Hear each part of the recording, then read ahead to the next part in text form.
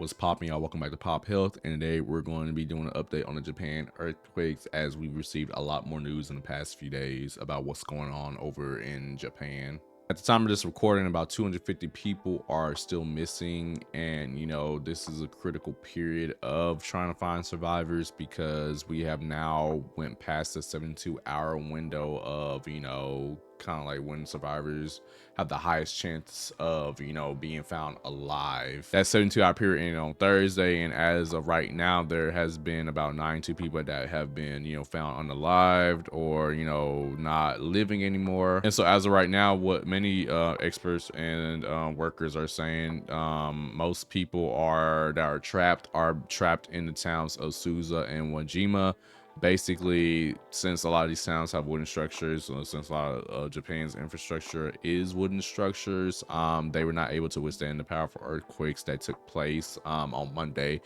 And so basically, like, not only that our people are still trapped, but also tens of thousands of people are still without power and water, as well as many people are still facing isolation from like block roads, damaged roads, and just landslides and all that. Another big threat to this whole operation is the threat of aftershocks. Basically, as of 9 a.m. on Tuesday, the Japan Meteorological Agency have recorded an additional 147 earthquakes with a magnitude of 1 or higher near the epicenter, with 118 under the magnitude of 3. So those aren't really as powerful as that initial earthquake, but it's still hampering rescue efforts, because obviously you can't work during aftershock. You have to take cover, you have to like make sure your personnel are okay. But one of the biggest things I also want to note today that came out of this tragedy was another tragedy. Basically, if you haven't heard, there was basically a plane crash that involved a Japanese Airbus and a coastal guard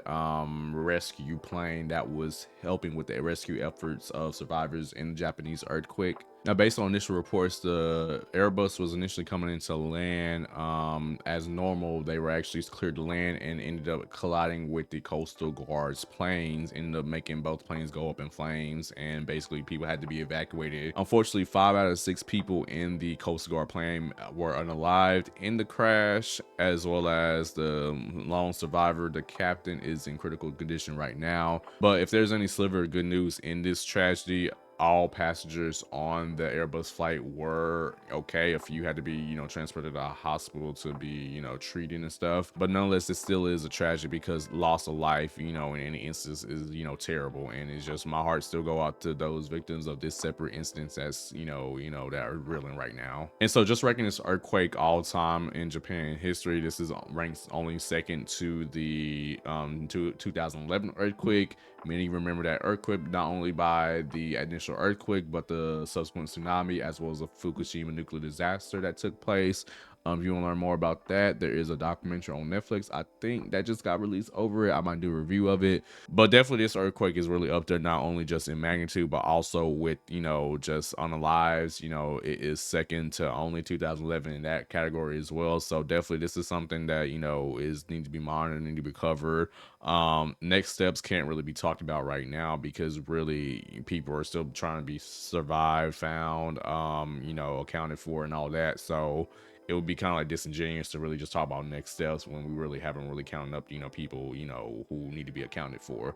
So that being said, this is really a short update, but like I said, keep the people in Japan thoughts in your prayers. Definitely send relief if you're able to. I'm gonna send some relief sites if I can find some that are very much reputable, and I'll link down in the video. They'll also be sent out to my community page and all that. But with that being said, please subscribe for more updates on this situation, as well as the fact, if you want to look at some of my more content on the initial earthquake, is going to be right here. So stay warm, stay frosty, depending on what part of the country, and peace out.